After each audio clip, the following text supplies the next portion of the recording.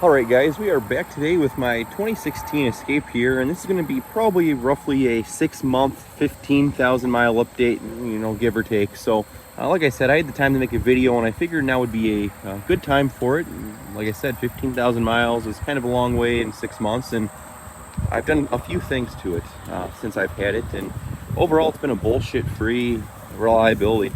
As far as that goes, it's been pretty good. No issues, or it hasn't left me stranded or anything like that. But anyhow, it's just been a daily driver for me at this point, and it's just, I detailed it the other day, and it's looking pretty good, I have to say, for an SUV.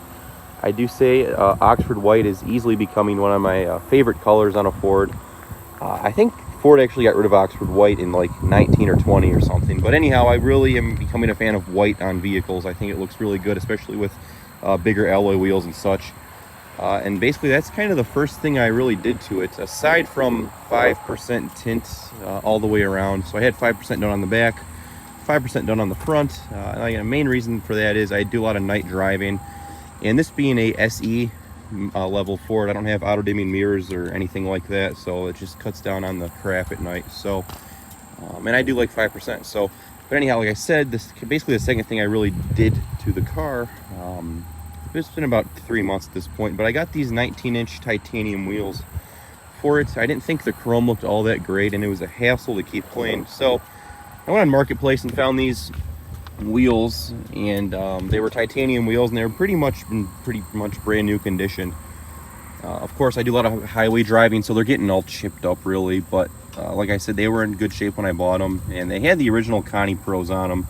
So I drove on those for about a month, and then I went ahead and bought these Michelin Defender LTX tires. They're basically the same things I had on my F-150. Yeah, they're more so your truck type tire, but they do ride really good on this, and I think I may have gained a few miles a gallon too. So all in all, really positive experience with those Michelins. Yes, I did wax it, so it does shine up pretty nice. Unfortunately, the other day the trunk got stuck on me. It is a power trunk, so it would not go down, and I had to slam it shut. So unfortunately, when I slammed it, I made a really bad finger type gap in the trunk. I have no idea how it shifted over, but it did, and that trunk gap looks really bad now. But when I go to the dealer, I'm going to see if they can fix that for me. I tried to push it back, but it didn't work. So there must be some sort of adjustment they can do, because I know those come from the factory jacked up. I did put a trailer hitch on it as well. It does tow pretty good. I towed a car from Virginia to Michigan. It's about a 600-700 mile drive, and I towed it with no problems. This is by far out of all the cars I've owned, it tows the best, aside from the F-150 of course. But I also added a L to the SE, just because this basically is an SEL, and yeah, whatever, but I think it's kind of cool. But yeah, so we'll go over to the interior and check it out. Let's have the original windshield still. This was made in Louisville. Halogen headlights, fog lights, they do the job. They're plenty bright. I have acquired a lot more rock chips, no dents, but a lot of rock chips. So I'm definitely eating the front end of this thing up. I did add the crossbars as well to the roof rack. I also had an issue with this one. A lot of them do at some point. There's 2 bolts right here that hold the roof rack down, and obviously the other side as well. Ford does not seal them from the factory, so water literally seeps through here, and it goes onto the headliner and creates a big stain. So I had to take that off and silicone it up like crazy.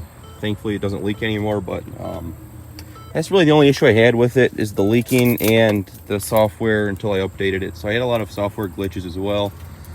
I did update it, and it seems to be good for now. But looking at the interior here, I'm trying to keep this one clean since it's from Florida, so I want to keep this from all rusting and getting bubbly and stuff. So looking at the door panel, it's all clean. I detailed it, and I keep it relatively clean for the most part anyhow. The stone interior is holding up real nice. Usually these are pretty much pancaked by 50,000 miles, so the fact that this one still has some bolster to it is pretty nice. Again, it's like 9 or 10 way seats. You have the all-weather floor mats down there, and for tan carpet it's staying pretty nice as well. So like I said, I do try to keep this one clean. It's only 4 years old, so We're going to shut the roof here though. But looking at it, we do have the panoramic roof. I really do like that feature. That's kind of one of the things that sold me on it. Turn the AC on, it's pretty hot sitting in the sun here, but yeah, we do have some staining right there on the headliner. I can get that out, but I just have yet to see if it leaks from the last time I sealed it. So that's pretty sad when you got to seal your 4-year-old car up from water leaks, but it's a Ford, so you got to have some sort of give with it. But like I said, being a Ford with 50,000 miles, it's held up quite well. Over 15,000 miles my ownership. I just filled it up like 20 or 10 miles ago, so my mileage hasn't gone up, but I can get 30 out of this on the highway. And I'd have to say, probably thanks to the tires, and I ended up buying a tuner for it. After driving this, the power was really good, but I had a big issue with the transmission programming. It absolutely sucked. So I bought this mainly for the transmission programming, and it absolutely changed the whole transmission demeanor. And of course, I get some more horsepower. I get like 87, 89, 91, and 93 tunes. I have an 89 tune on it right now because I don't really care about the power, but for that transmission tuning, plus it's a turbo, so I'm a firm believer, probably in putting mid-grade or higher on it. Anyhow, that's how it's been with this one. So I run the 89 tune, and it unlocks the speed gauge, so you can go as fast as you want until the car quits. So I'll just stop at that. But it's tuned now, and like I said, I think that makes the mileage go up as well. Everything else, like I said, everything's looking good here. See, the mileage is 52,000. Does have the 9-speaker Ford premium sound system. So along with that SEL badge on the back, this really is an SEL. I know Ford took the trim away for 14, 15, and 16, but I just think it's a nice little touch. And I think I'd rather have this trim over a titanium, and I'll explain to that. I'm missing the push button start. I do miss that, but titanium gives you a bunch of piano black. I don't like none of that stuff. So I like this a lot better, and I like the black accenting throughout versus the satin accenting. But anyhow, guys, I did add my Ford Touch. I added the hub in there, so I do have, well, my Ford Touch, excuse me, Apple CarPlay. I added Apple CarPlay. That's a really nice feature to have. It's just nice to have your stuff up on the screen when you do a lot of driving. I also added a subwoofer, so there's a controller right there for the subwoofer. As you can see, it is kind of routed under the console right there, and I'll show you that in the back. But passenger seat looks real nice. Went ahead and conditioned the seats the other day. It's pretty much vinyl. It's like soft vinyl, so I don't see a need in conditioning them, but in the spirit of keeping the car nice and clean. Turn the headlights there.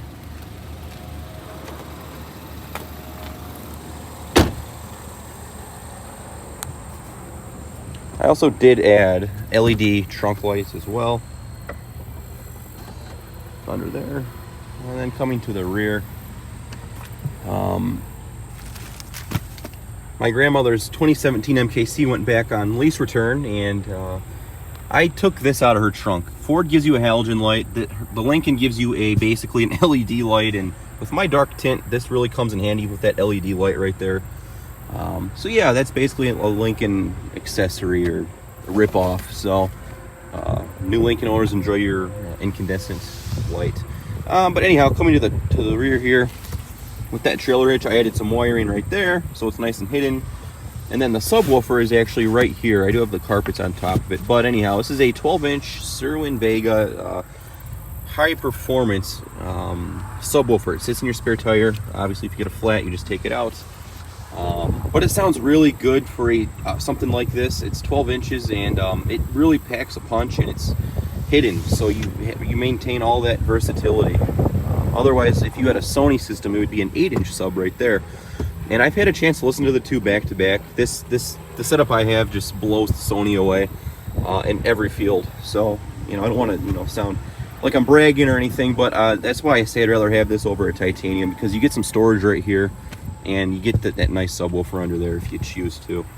I'm looking at there it is. So they have some scuffing here from hauling crap, but it's just a good little daily driver SUV. It's pretty quick, I have to say. It's definitely one of the quicker SUVs out there, and it smokes a lot of stuff on the road, surprisingly. But coming to the back seat right there, Seats do recline, and it does fit people back here. I try not to haul people if I don't have to drive, but you have vents back here as well. So it's a very good one-person car, really. You can get some tweeters back here as well.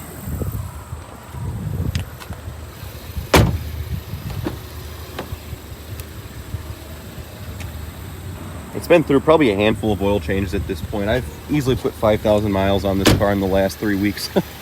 So it is on the original brakes as well. So I'll probably go ahead and do those before it gets pulled out. So we got about 52,000 on the original brakes. Looking at the front there, let's see. It spark plugs on it as well, as you saw that last video a couple months back. I took the engine cover off. A lot of people say that engine cover traps in heat, so I took that off. It's taking away the tuner ego of these guys. So running that 89 tune, I'd say probably from the factory, it's got about 250 horsepower, so we're probably pushing 270 horsepower, 280 with that mild tune. It'll push it well over 300 if you put 93 in it. But I just found this car does not like 93 all that much, or the 93 tune rather. So anyhow, guys, that's just a quick update on the Escape. Look for something like this maybe come winter time, but apologize for the wind here, but not much going on with it. I'm sure I'll have it by then. So as usual, guys, thanks for watching. We'll talk. All right, guys, here's the Escape one last time. This is going to be inserted in I guess the last update video, which I made probably 2 months ago at this point. I just have yet to put it out. But anyhow, we sold the Escape. It's been sitting for about a month and a half, so it really hasn't been driven a whole lot since that last video. But it's finally sold. This one was a hell of a car to sell. I did make some nice money on it, and that's kind of why it took so long to sell, because I just wasn't going to give it away for what they were kind of going for. So in that respect, the car did good to me as far as money-wise, and obviously I put 20K on it. So it's been a good car, but it's just been sitting around for a while. But I figured I'd get one last video of it. We'll start it up real fast. I drove it around the other day to get the rust off the brakes, but it's going away today, so could do one last mileage update. Like I said, it's been sitting for about a month and a half, so we probably have close to 60K on it by now. But so final mileage for this video is 54, almost 55. I think the update had 52 or something like that on it, but we're well into fall now, so here it is, last cold start. So I'm gonna miss this car. It was a great car to me. But I will have to say my replacement, it just does a lot better for highway use. As you can see, we'll have a video on that very soon. But you know, I definitely missed having a full-size sedan. So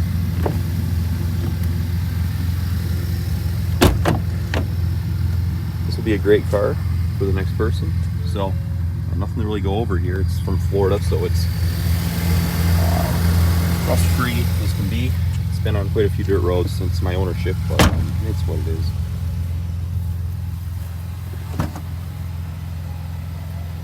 You'd be surprised the amount of people up north that want all-wheel drive. They will not look at it unless it's all-wheel drive, which I think is just plain foolish, but to each their own. I did remove everything from it, the speakers and all that upgraded stuff I put on it. Obviously, it was pretty new at the time, and it still is new, so we'll probably utilize that at some point.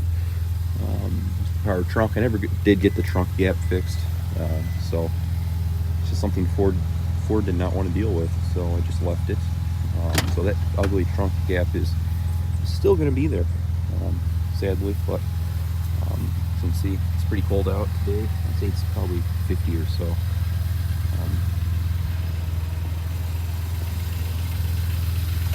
Check it under the hood real fast.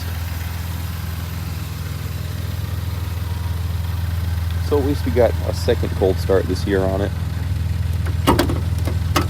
Put the stock tune back on, the stock intake and all that good stuff. I'm sure I'll definitely be using that down the road. So again, 20,000 miles on it since February. It's got some road grime under the hood there, but it's all It's all good though, so.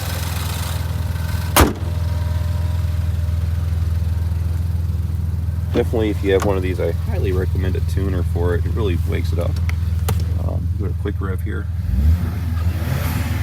So, good old 2-liter, guys. So, hope you enjoyed this car the 2 times you saw it or so.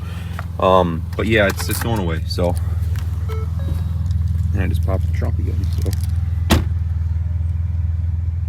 and as you guys saw, this car towed that car dolly with those trackers on the back, and it did pretty damn good. So it's been a great car.